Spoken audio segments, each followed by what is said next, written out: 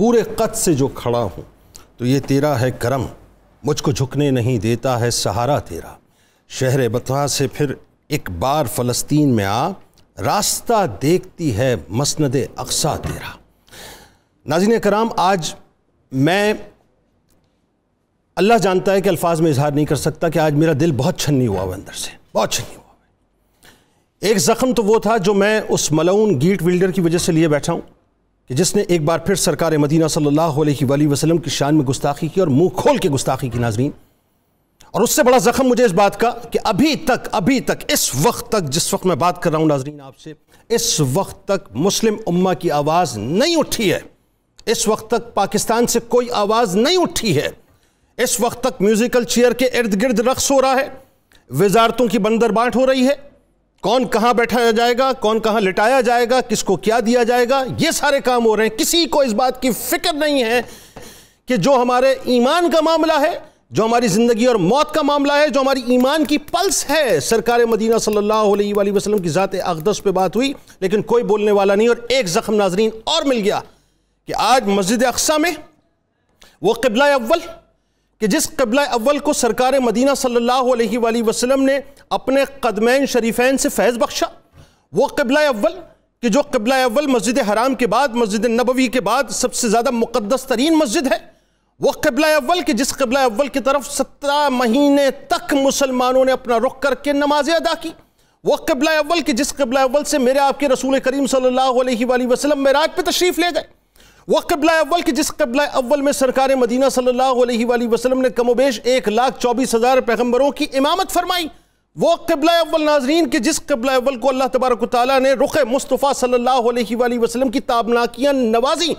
آج ایک بار پھر اس قبلہ اول کو، اس مسجد اقصیٰ کو ناظرین لہو کیا گیا۔ ایک بار پھر زائنسٹ، انتہا پسند زائنسٹ یہودیوں نے ناظرین وہاں پر ان تمام مسلمانوں پر جو کہ عام معصوم مسلمان تھے، جن میں خواتین تھیں، جن میں بچے تھے، جن میں بزرگ تھے، جن میں جوان تھے، دوران نماز ان کے اوپر گرینیڈ برسائے گئے ناظرین، ان کے اوپر ٹیئر گیسز برسائی گئی، ان کے اوپر بلٹ فائر کی گئی۔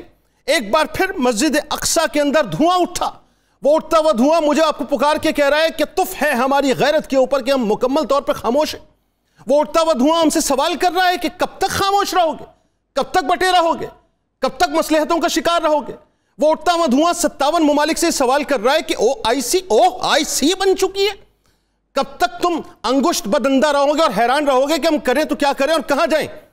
وہ اٹھتا ہوا دھواں ناظرین ہم سے سوال کر رہا ہے کہ کیا اب بھی ہم نہیں سمجھیں گے اس بات کو، کیا اب بھی ہم نہیں سنبھلیں گے، کیا اب بھی ہمارے قدموں کے اندر مضبوطی نہیں آئے گی، کیا اب بھی ہم مل کر مسلم امہ کے لیے آواز نہیں اٹھائیں گے۔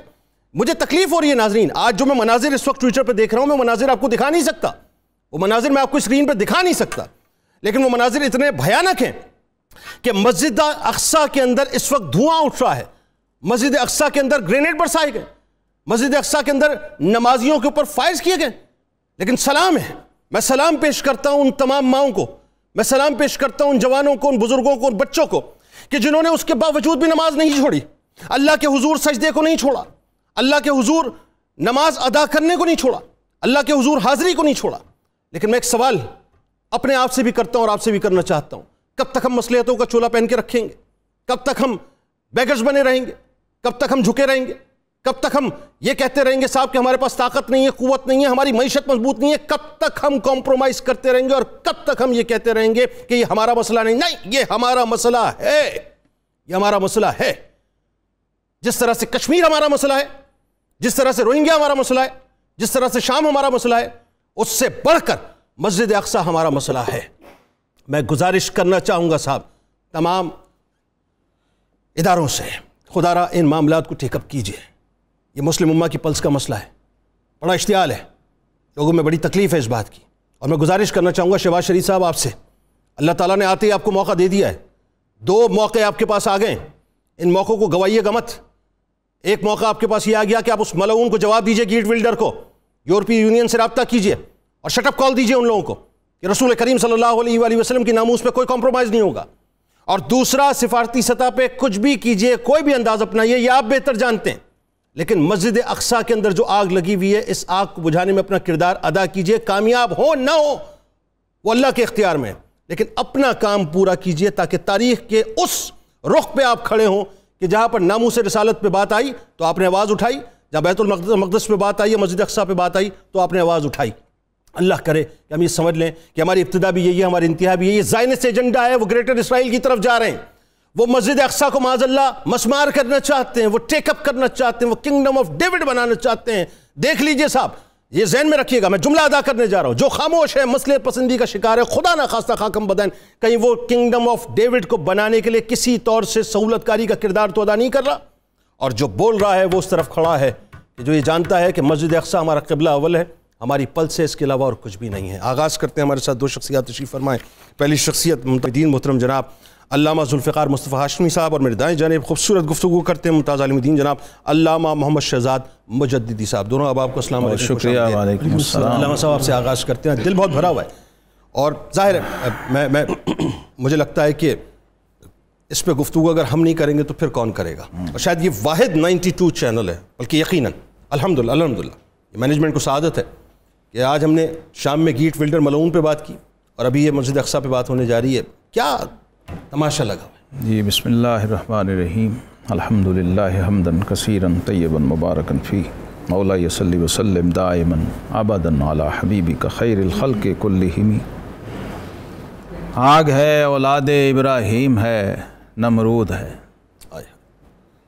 آگ ہے اولاد ابراہیم ہے، نمرود ہے، کیا کسی کو پھر کسی کا امتحان مقصود ہے؟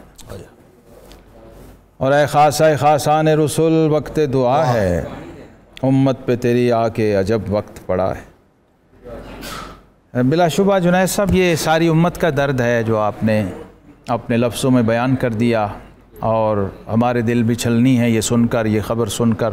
اس کے بعد تو اور کچھ یاد رہتا بھی نہیں ہے۔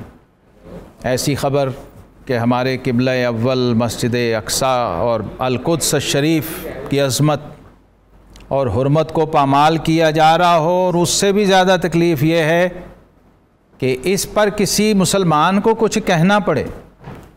کسی مسلمان سے بھی تو کوئی تقاضا تو نہیں کرنا بنتا اس ہائے ہائے ہائے ہائے ہائے ہائے، کیا بات کہہ دی آپ۔ یہود و نصارہ سے تو بنتا ہے، غیر مسلموں سے تو بنتا ہے، ہم شکوہ کریں گلہ کریں، بھائی مسلمان جو صاحب ایمان ہے اور جو مسجد اقصیٰ کو قبلہ اول مانتا ہے، وہ حاکم ہو یا رعایا ہو، وہ پاکستان ہو یا پورا عالم اسلام ہو، جو اہل اسلام اہل ایمان ہیں اور مسجد اقصیٰ کی عظمت و حرمت پر ایمان رکھتے ہیں، کم از کم ان کو تو یہ یاد دہانی یا ریمائنڈر والی بات تو اس میں کوئی بھی نہیں ہے۔ ہائے ہائے، یہ تو ایک مشترکہ سانجھا دکھ ہے، ایک درد ہے، اور یہ ہمیں ورثے میں ملا ہے۔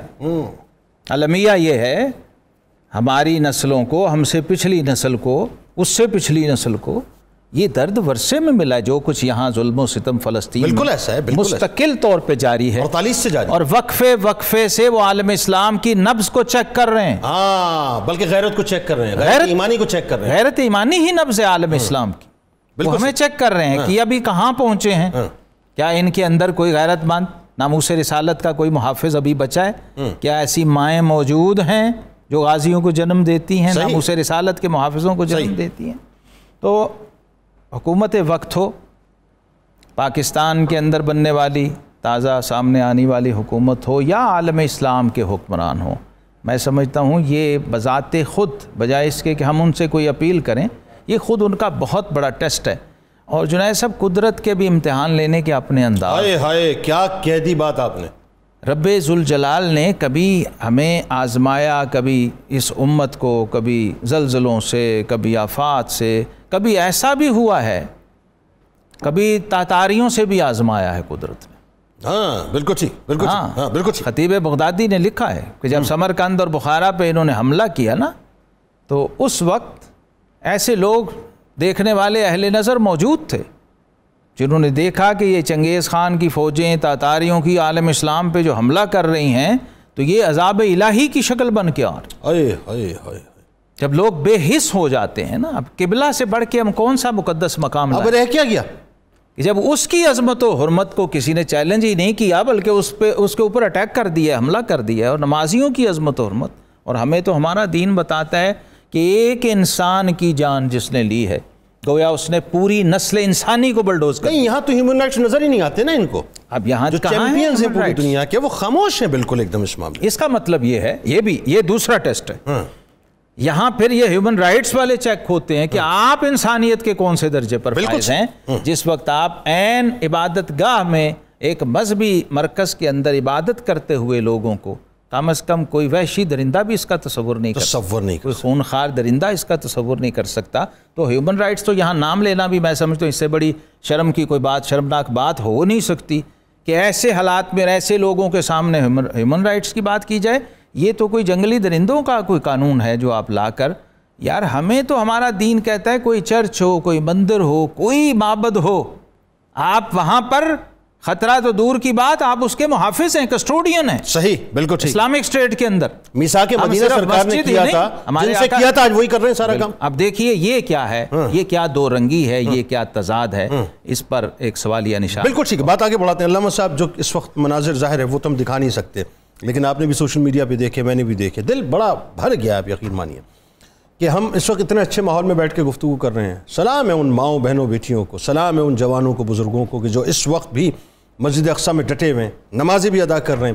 لیکن ان طاقتوں کو کوئی للکارنے والا نہیں ہے، کوئی بات کرنے والا نہیں ہے، ہماری طرف سے کوئی آواز اٹھانے والا نہیں ہے. جی بالکل جنید بھائی، بالکل ہم بھی انہیں سلام عقیدت اور خراج تحسین پیش کریں گے کہ بے سر و سامانی کے عالم میں کوئی تیر تلوار، کوئی ہتھیار کچھ نہیں ہے، اور وہ صرف پتھر اور کنکر جو ہے اٹھا کے کہہ لیجئے کہ اس وقت ہمارے اس عظیم الشان مرکز کو جو روئے زمین پر دوسرا گھر ہے اللہ کا، جو پیارے آقا صلی اللہ علیہ وسلم کی معراج کی یادگار ہے، جو سیدنا عمر فاروق اعظم رضی اللہ عنہ کی غیرت کی تصویر ہے، سیدنا صلاح الدین ایوبی رحمۃ اللہ تعالیٰ علیہ کا ایک ورثہ ہے امت کو دیا ہوا، بلکہ ان کی انٹرفیتھ ہارمونی کی بھی ایک مثال ہے بہت بڑی وہاں. بالکل بالکل ہے. اور اس کے بعد دیکھیے کہ سلطنت عثمانیہ کی شان و شوکت کی ایک بہت بڑی دلیل ہے، وہ آج اس وقت امت کے 56 یا 57 اسلامی ممالک کے سامنے ایک کہہ لیجیے کہ بے حسی کی منہ بولتی تصویر بنا ہوا ہے معاملہ، کہ وہ جس پر جو بیت المقدس اس انداز سے ہے کہ ہر الحرم القدس الشریف ہے، مسلمانوں کے لیے مطلب 2 مقدس مقامات کے بعد سب سے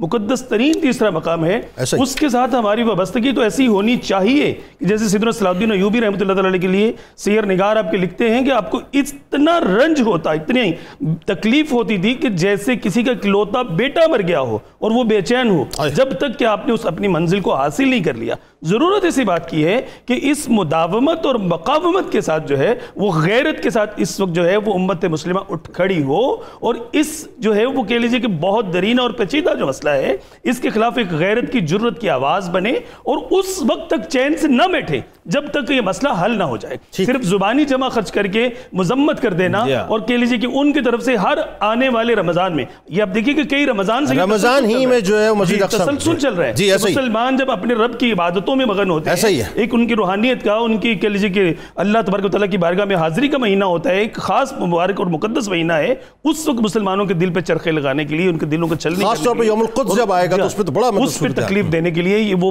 پری پلانڈ یہ سارا صورتحال جو ہے اس کو وہ پیدا کرتے ہیں، اور ہم ایک خاموش تماشائی کے سوا اور کچھ بھی ہمارے اندر نہیں ہے. تو توقع پیدا ہو گیا نا. آپ دیکھیں نا، وہ کہتے ہیں ہمارا کیا تعلق ہے. جی بالکل، یہ آپ کس چکر میں پڑ گئے. اپنی معیشت کو دیکھیں، اپنے کاروبار کو دیکھیں، اپنی زندگی کو دیکھیں، اپنے ملک کو دیکھیں. آپ کا کیا تعلق بالکل ہر معاملے میں کیوں؟ وہ زائنسٹ جو ہیں انہوں نے دیکھی کہ معیشت پر اس انداز سے کنٹرول کیا کہ اس سے ہوتے ہوئے ہماری سیاست پر جو ہے وہ قابض ہوئے، اور سیاست پر قابض ہوتے ہوتے آج وہ ہمارے سیاستدانوں پر اس انداز سے قابض ہوئے کہ ان کے منہ میں انہوں نے اپنی زبان ڈال دی، اور ان کے منہ سے جو وہ غیرت کی آواز اٹھنی چاہیے تھی اس کو ہمیشہ کے لیے. اچھا اب مجھے ایک بات بتائیے، آپ دونوں سے میرا کوشچن ہے، میں چاہتا ہوں دونوں آپ اس پہ جو ہے وہ کامنٹ کیجئے. سرکار مدینہ صلی اللہ علیہ وآلہ وسلم نے امداد باہمی کے تصور کے تحت مدینہ کے اسٹیٹ میں جو سب سے پہلا انقلابی کام آپ نے فرمایا وہ مہاجرین کو اور انصار کو آپس میں لا کے ملا دیا. اور آپ دیکھیے اس تصور کو کتنا مضبوط کیا کہ اپنا سب کچھ ایک دوسرے پر نچھاور کرنے کو تیار، اور آج بھی وہ لیگیسی وہاں نظر آتی ہے ہمیں. صحیح، ہم اس لیگیسی کو بھول گئے، ہم تقسیم ہو گئے. میرے سرکار نے تو جوڑا تھا کہ مل جاؤ ایک دوسرے کے ساتھ، معاشی حوالے سے، معیشت کے حوالے سے، معاشرتی حوالے سے، سماجی حوالے سے، ہر ایک کے مطلب ایک دوسرے کے سپورٹیو ہو جاؤ.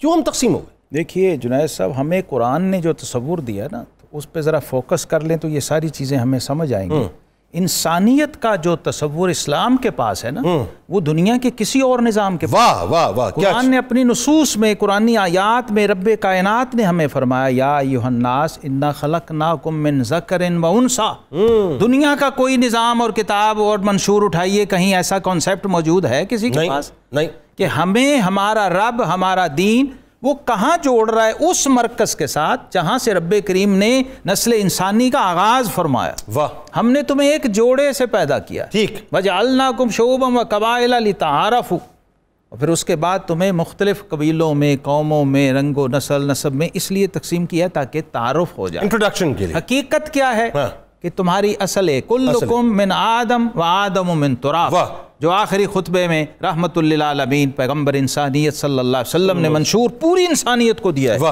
اور صرف امت سے خطاب نہیں ہے، وہ یہ بڑی قابل توجہ بات ہے، وہ خطبہ صرف اپنی امت کو نہیں فرمایا ہے، نبی رحمت صلی اللہ علیہ وسلم نے، نبی عالمین نے پوری نسل انسانی کو یہ پیغام دیا ہے کہ اے لوگو تم سب آدم سے ہو اور آدم مٹی سے ہیں۔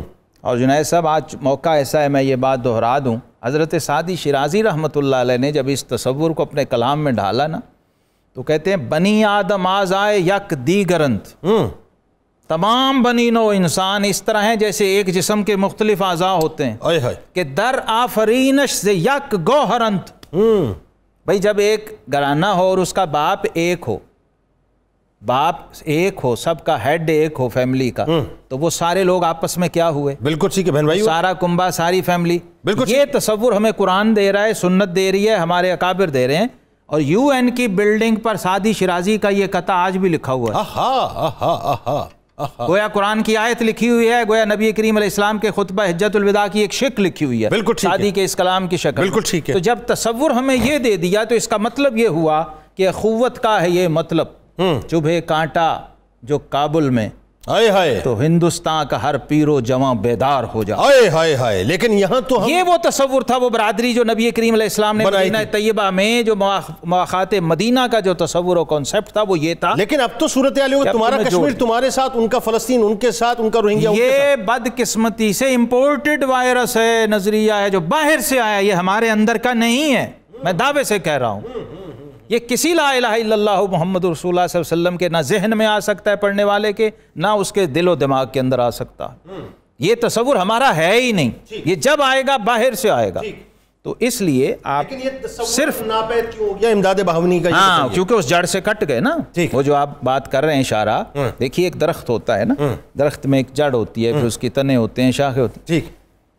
اگر درخت کے ساتھ محبت ہے آپ کو، درخت کے آپ خیر خواہ ہیں، تو پھر آپ جڑ کی پہلے حفاظت کریں گے یا شاخ کی؟ اور بالکل جڑ کی کریں گے۔ تو اصول یہ، جب آپ جڑ سے وابستہ ہیں تو ہر پتا، ہر شاخ اور ہر ٹہنی اس کے ساتھ آپ کا رابطہ ہے۔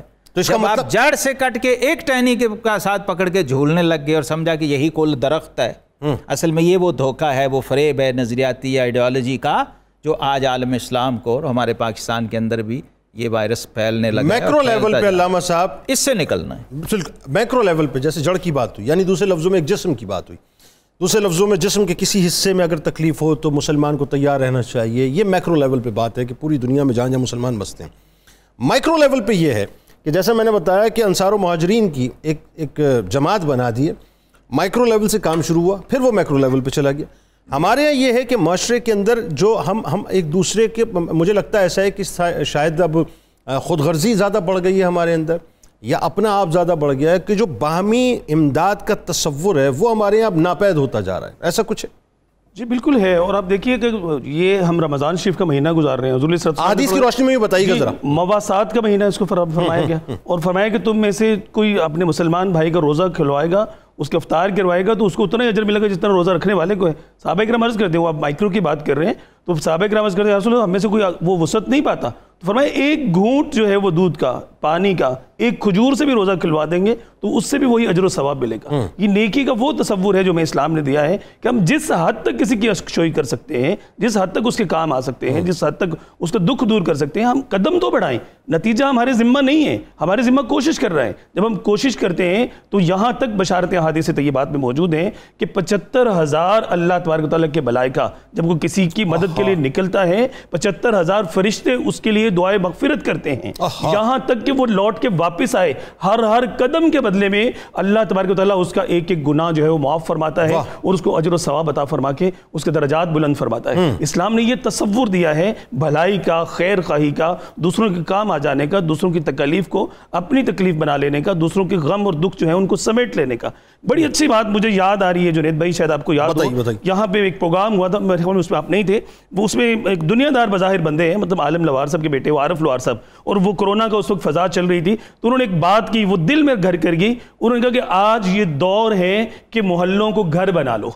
میرے آقا کی تعلیمات یہی ہیں۔ وہ میرا ہی پروگرام تھا جی وہ پورے پروگرام افطار ہی میں بات ہوئی تھی۔ جی بالکل آپ کے ساتھ پروگرام میں تھی۔ انہوں نے کہا جی کہ محلوں کو گھر بنا لو، کہ تمہارا جو محلہ ہے وہ گھر بن جائے، کوئی کسی کے ہاں کوئی غم زدہ ہے، کوئی بیمار ہے، کوئی ضرورت مند ہے، کوئی تکلیف میں ہے، کوئی بے آسرا ہے، کوئی بے روزگار ہے، کوئی محتاج ہے، کوئی بیوہ ہے، کوئی کہہ لیجیے کہ بے آسرا ہے، کوئی ٹوٹا ہوا دل ہے، اس کو تم جا کے جوڑ دو گے، تمہارے لیے بخشش و مغفرت کا سامان ہو جائے گا۔ اور یہ پیارے آقا صلی اللہ علیہ وسلم کی تعلیمات مقدسہ میں سے وہ بات ہے جو مطلب کہہ لیجیے بزرگوں سے سنی کہ فرمان مصطفیٰ صلی اللہ علیہ وسلم ایک مرتبہ امی عائشہ صدیقہ رضی اللہ عنہا سے حضور صلی اللہ علیہ وسلم نے فرمایا عائشہ مانگو کیا مانگتی ہو؟ تو انہوں نے عرض کیا یا رسول اللہ میں اپنے والد صاحب سے پوچھ لوں، تو آپ نے پوچھا تو حضرت سیدنا ابوبکر صدیق رضی اللہ عنہ نے فرمایا کہ آپ یہ پوچھئے کہ وہ خاص جو معراج کی خلوتوں میں باتیں ہوئی تھی اس میں سے کوئی بات سنائیے۔ تو حضور صلی اللہ علیہ وسلم نے فرمایا کہ وہ خاص بات جو ہے اب تم نے پوچھ لی ہے تو بتا دیتے ہیں، مختصر کر کے عرض کرتا ہوں۔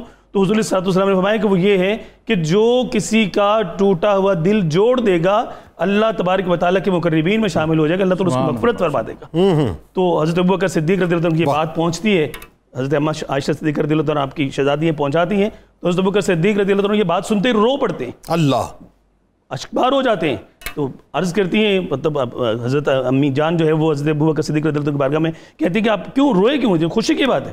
کہتے ہیں نہیں میں دوسرا پہلو دیکھ رہا ہوں کہ جو جوڑتا ہے اس کو یہ اجر ملتا ہے، جو توڑتا ہے اس کو کیا؟ اللہ اللہ تو یہاں پہ تو یہ معاملہ کہ قدم قدم پہ ہمیں موقع مل رہے ہوتے ہیں کہ ہم نیکی کما سکتے ہیں، دل رکھ سکتے ہیں، دل جوئیاں کر سکتے ہیں، اور امداد باہمی جو اسلام کا خوبصورت تصور ہے اس میں عمل کر سکتے ہیں۔ ایک تو یہ تو ہم جیسے میں نے ابتدا میں بات کی، ایک تو یہ مائکرو لیول پہ کہ انڈیویجولی ہمیں ہر ایک کے لیے کچھ نہ کچھ کرتے رہنا چاہیے۔ اچھا اس میں ظاہر مال کی بھی قید نہیں ہے، ایون آپ اگر میں تو یہ کہتا ہوں کہ اگر آپ کسی کو کوئی ڈی مورلائز ہوا ہے، اگر آپ صرف اس کو مسکرا کر دیکھ کر اس مسکراہٹوں کے تبادلے آپ کے جو ہیں اس کو اگر بوسٹر دے دیں، اس کو موٹیویٹ کر دیں، تو یہ بھی ایک امداد۔ حدیث شریف میں صدقہ فرمایا گیا ہے نا، اپنے بھائی کو مسکرا کے خندہ پیشانی سے ملنا یہ بھی صدقہ ہے۔ اچھا معروف ان صدقہ۔ میں ذرا تھوڑا سا ذہنی طور پر تیار رہیے، میں چاہتا ہوں وہ جو خلفائے راشدین کے دور میں، یعنی آپ دیکھیے کہ مقام اور مرتبہ کیا کرسی اللہ نے عطا کی ہے، 44 لاکھ مربع میل تک ایکسپینشنز ہوئی ہیں، اور کس طرح سے جا کے غریبوں کی امداد باہمی، ڈیزرونگ پیپلز کی امداد باہمی کرتے تھے، اس میں ذرا ہم گفتگو کریں گے تھوڑا سا،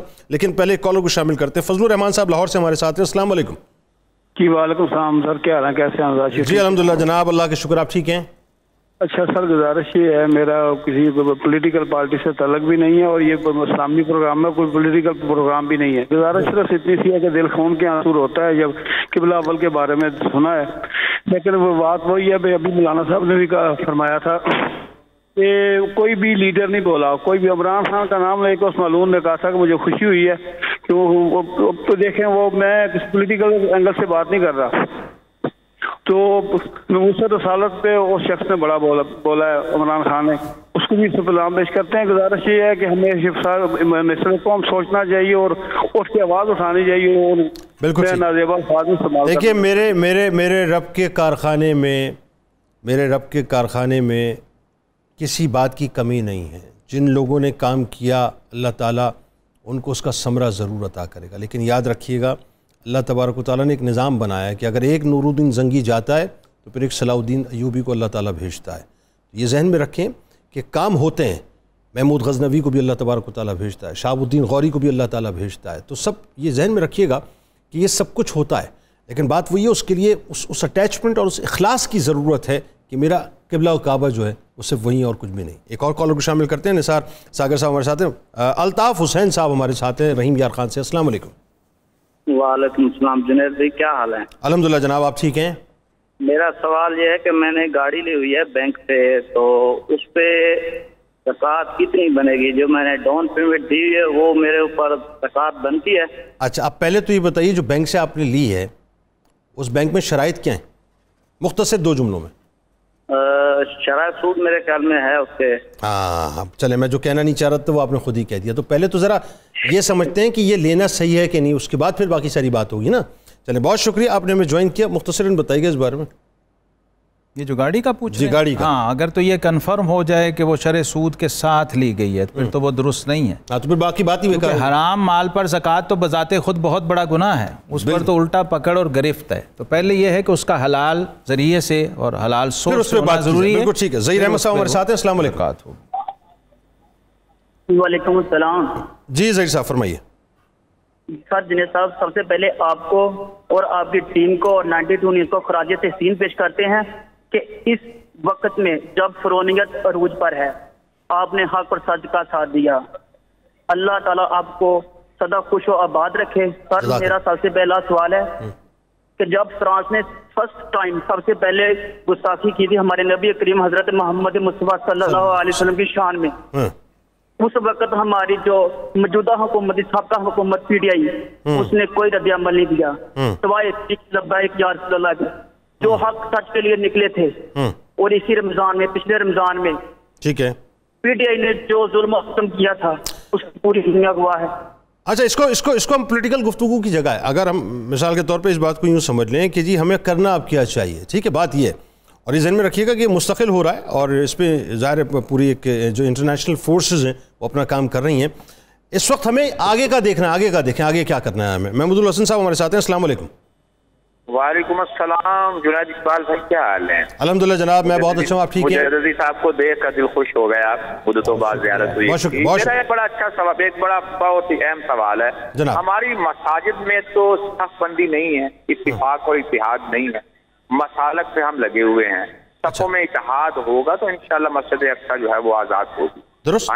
اور وہ ایک شاعر کا شعر بھی ہے نا، منافقت کا نصاب پڑھ کر محبتوں کی کتاب لکھنا بہت کٹھن ہے، خزاں کے ماتھے پہ داستان کیا کہنا. بہت شکریہ. صفوں میں اتحاد کی بہت ضرورت ہے، ایک دوسرے کی خامیوں کو درگزر کرنے کی بہت ضرورت ہے، مل بیٹھنے کی بہت ضرورت ہے. اور یہ ظاہر ہے وہی بات ہے برف چوٹی سے پگھلتی ہے پہاڑ کے. بتائیے. جی بلا شبہ.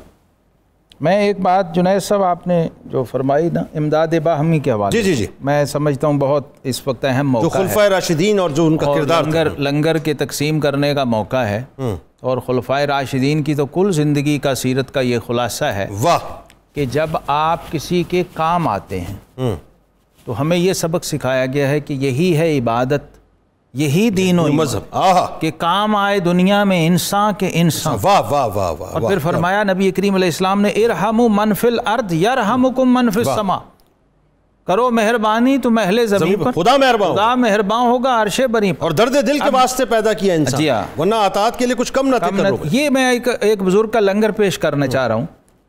انہوں نے فرمایا کہ کسی کی دعا اگر قبول نہ ہو رہی ہو، اچھا مسلسل دعا مانگ رہا ہے، نہیں ہو رہی قبول، ٹھیک ہے، یا بیماری لا علاج ہے، کوئی ڈاکٹر کوئی طبیب ڈائگنوس نہیں کر پا رہا اور سیویئر پوزیشن یا علاج نہیں ہو پا رہا، مثلا وہ مریض ہے، بیمار ہے، تو اس کا لا علاج بیماری میں کوئی مرض میں مبتلا ہو گیا ہے، تو وہ اب اگر اس کا حل چاہتا ہے، اس دعا کی قبولیت چاہتا ہے، تو وہ کسی پریشان حال کی پریشانی کو دور کرنے کا ذریعہ اور سبب کیا اچھی. اور اس طرح کہ کسی اور کو، تیسرے شخص کو خبر نہ ہو، بس اسے پتا ہو، کرنے والے کو اور جس کے لیے کر رہا ہے، خفی طریقے سے بغیر کوئی اشتہار چھاپے، بغیر کوئی ڈھنڈورا، کسی کو خبر نہ ہو، اگر اس سے استطاعت و توفیق ہے. اور ساتھ ہی ساتھ میں جنید صاحب ایک حدیث پاک بھی دہرا دوں، نبی کریم علیہ السلام نے بھی ایسے موقع پہ کہ کہیں سے تمہارا علاج نہیں ہو پا رہا تو فرمایا داؤ مرضاکم بالصدقات، صدقات سے بھی اپنے مریضوں کا علاج کیا کرو. ضروری نہیں ڈاکٹر کو فیس بھرنے سے تم ٹھیک ہو گئے، یا مہنگی میڈیسن کھانے سے.